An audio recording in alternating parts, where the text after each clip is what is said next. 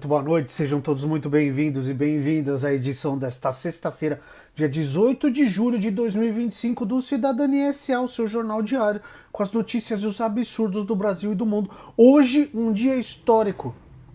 Vai ficar na nossa memória, a gente vai lembrar onde a gente estava no dia que o ex-presidente da República foi levado de Camburão à Polícia Penal para colocar uma tornozeleira na canela. Tá? Eu vou trazer aqui as últimas informações e tem uma coisa muito importante sobre o que o Congresso Nacional fez essa semana, que pode ter passado batido por muita gente. Eu trouxe aqui pra gente discutir, tá bom? Tudo que eu tô trazendo aqui, os links com as notícias, com as matérias, estão na descrição do vídeo. A grande maioria eu peguei na Globo, no G1, tá bom? Então vamos lá. Começando aqui, Moraes diz que Bolsonaro confessou extorsão contra a justiça brasileira ao associar fim do tarifaço à anistia. Matéria do César Tralli, Camila da Silva e Nayara Felizardo para o G1, TV Globo e Globo News. Em 9 de julho, o presidente dos Estados Unidos, o Pato Donald, anunciou tarifa de 50% sobre todas as exportações brasileiras. Todo mundo sabe, alegando que Bolsonaro sofreu uma caça às bruxas. E atacando o STF. Depois da medida, o Bolsonaro começou a o quê? Falar. O problema do Bolsonaro é que ele fala, ele digita, ele não devia ser permitido. Agora que ele vai ficar sem rede, talvez seja melhor, né?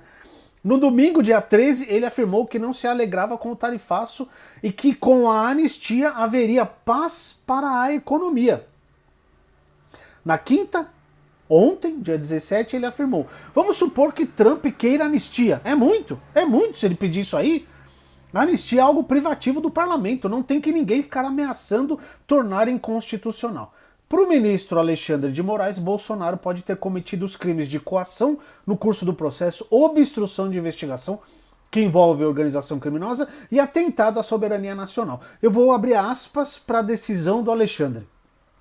A conduta do réu, Jair Messias Bolsonaro, é tão grave e despudorada que na data de hoje, dia 17/7, essa decisão saiu ontem, tá?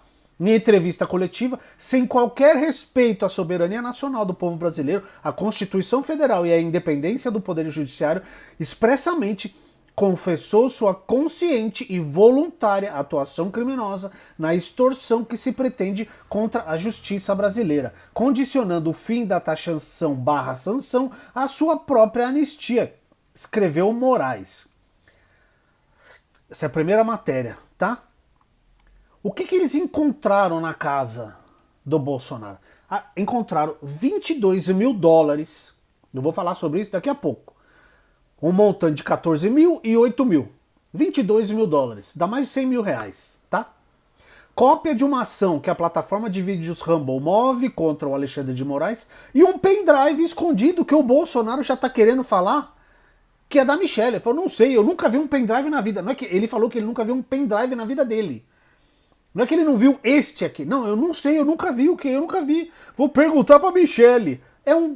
Olha, eu vou falar um negócio. Na mesma decisão, Moraes aponta que a intenção criminosa do ex-presidente é patente e escancarada. E afirma que as ações se intensificaram após, na segunda-feira, dia 14, a Procuradoria-Geral da República entregar as alegações finais e pedir a condenação de Bolsonaro no inquérito da tentativa de golpe.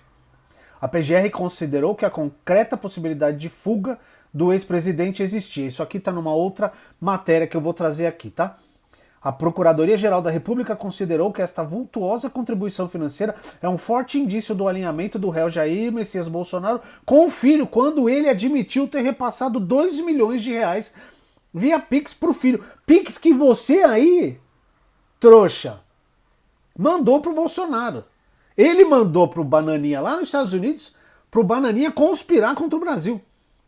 Por Pix. E agora os caras estão contra o Pix. É uma maravilha, não é? Cara, que maravilha isso aqui. Vamos ver o que mais. Tem aqui, ó. Postagens, vídeos, transferência de dinheiro. Sabe quais provas basearam medidas contra Bolsonaro?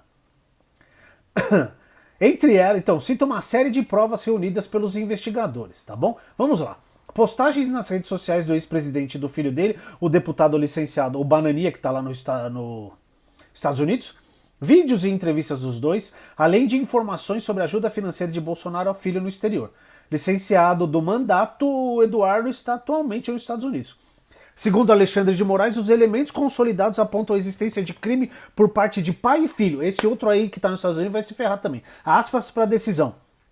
As ações de Jair Messias Bolsonaro demonstram que o réu está atuando dolosa, ou seja, quando você tem intenção, e conscientemente de forma ilícita, conjuntamente com o seu filho Eduardo Nantes Bolsonaro, com a finalidade de tentar submeter o funcionamento do Supremo Tribunal Federal ao crivo de outro Estado estrangeiro, afirmou o ministro. De acordo com ele, as ações teriam ocorrido por meio de atos hostis derivados de negociações espúrias e criminosas, com patente obstrução à justiça e clara finalidade de coagir essa corte no julgamento da apelação 2668/DF. A PGR considerou a concreta possibilidade de fuga. Agora, as ações do Bolsonaro. O ministro Alexandre afirmou que há elementos da apuração que comprovam a participação do ex-presidente Jair Bolsonaro nas ações ilícitas. A decisão cita as seguintes coisas. Vem comigo aqui, ó. Publicação em redes sociais que, segundo a PGR, apontariam que ele teve interferência no aumento tarifário do governo norte-americano. Republicações de declarações do presidente Donald Trump contra o Brasil. Divulgação de vídeos do presidente americano com declarações contra o Brasil. Agora, quais são as ações do Eduardo Bolsonaro? De acordo com a Polícia Federal, as ações do Bananinha se intensificaram ao longo das últimas semanas, à medida que avançou a tramitação do processo penal do Supremo Tribunal Federal contra o pai. Com isso, o infeliz passou a repostar em seu perfil nas redes sociais conteúdos em inglês, notadamente com o intuito de alcançar parcela do público no exterior, bem como interferir e embaraçar o regular andamento do processo. A decisão menciona o quê? Vem aqui.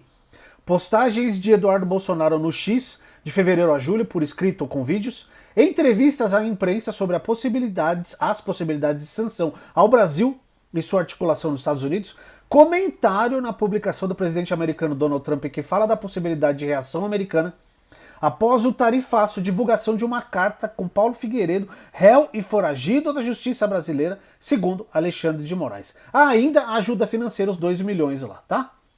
PF achou na casa do Bolsonaro pendrive em banheiro, dólares e cópia de ação contra Moraes nos Estados Unidos. O pendrive estava escondido em um banheiro da casa do Bolsonaro. O material foi levado para o laboratório da Polícia Federal e será periciado pela Polícia Científica. E aí a PF encontrou 22 mil. Aqui, ó, agentes federais também informaram que foram encontrados aproximadamente 14 mil dólares e 8 mil reais. Perdão, são 14 mil dólares e 8 mil reais na casa do ex-presidente. E o Bolsonaro falou, todo mundo guarda dólar em casa. Você tem dólar em casa aí, meu filho? 14 mil dólares você tem aí? Então, só retificando aqui a informação. São 14 mil dólares e 8 mil reais. É dinheiro pra cacete, tá? Mas ok. Muito bem, o que mais tem aqui? Ó, risco de fuga, obstrução de investigações, milhões pro filho. Os motivos que levaram à tornozeleira eletrônica de Bolsonaro, a mesma coisa, tá? Risco de fuga é o mais importante. A PGR alertou o STF para o que classificou como uma concreta possibilidade de fuga de Bolsonaro. A avaliação levou em conta o avanço das investigações de tentativa do golpe de Estado e o risco de que o ex-presidente deixasse o país para escapar da justiça, como o filho já fez, como a Zambelli já fez. Aliás, saiu notícia hoje que a polícia lá da Itália já achou, sabe onde a Zambelli tá, hein? Que beleza. Tá, vamos ver aqui, ó. Vamos falar sobre essa tentativa. A PGR viu concreta possibilidade de fuga de Bolsonaro ao pedir tornozeleira e outras medidas cautelares. A Procuradoria-Geral da República considerou que a concreta possibilidade de fuga do ex-presidente Jair Bolsonaro é um fator determinante para a imposição de medidas cautelares, tornando-as uma necessidade urgente e indeclinável. Por isso, solicitou ao STF a adoção urgente de medidas cautelares para garantir o andamento da ação penal e a aplicação da lei. O pedido foi acatado pelo ministro Alexandre de Moraes. Bolsonaro já está usando tornozeleira eletrônica, não pode acessar redes sociais, tem que permanecer em casa das 19 horas até as 7 da manhã e finais de semana. Foi proibido de se comunicar com embaixadores e diplomatas estrangeiros. não pode se aproximar de embaixadas, não pode falar com outros réus investigados pelo Supremo, incluindo os dois filhos, o Eduardo Bolsonaro e o Carluxo.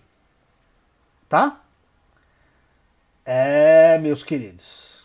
E, para não falar que o Alexandre é um ditador, não.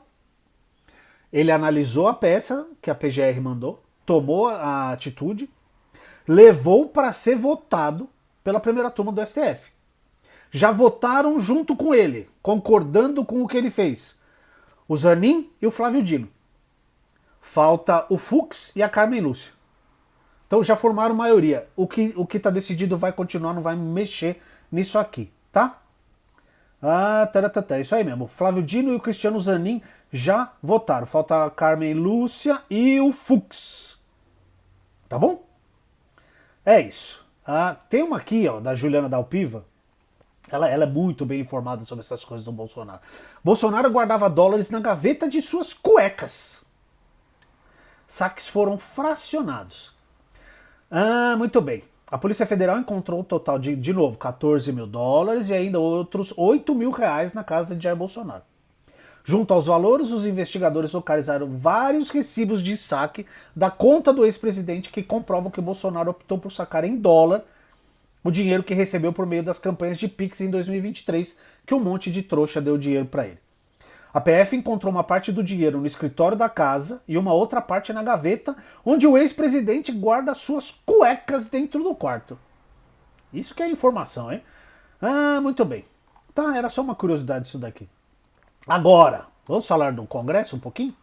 Na quarta-feira, vocês se lembram, quarta-feira, o Lula vetou o aumento no número de deputados e o STF tirou o veto que o Congresso tinha colocado na questão do IOF. Então foram duas derrotas para o Congresso. O que o Congresso fez? Foi lá mas não ferrou o governo. Ferrou a gente. A tal da pauta bomba que aconteceu quarta-feira, na madrugada, junto com o negócio do PL da devastação lá. Aquela porcaria que agora não precisa mais de negócio ambiental. Para fazer o que você mesmo entra lá, preenche e pega autorização para fazer o que você quiser. Aí ontem eu tive o desprazer de assistir o Jornal da Band com aquele infeliz daquele jornalista, nem o nome dele, falando que foi uma ótima coisa. Não foi. Não foi uma ótima coisa. Foi uma coisa péssima para o meio ambiente e para a vida das pessoas. Mas as pessoas só vão perceber isso quando for tarde demais. O que a Câmara fez na quarta-feira? Aprovou uma pauta bomba que inclui um crédito subsidiado de até 30 bilhões de reais para o agronegócio com verbas de petróleo do pré-sal. Tá? E, segundo deputados do Centrão e governistas ouvidos pela Folha, sob reserva, a votação foi uma manobra de retaliação.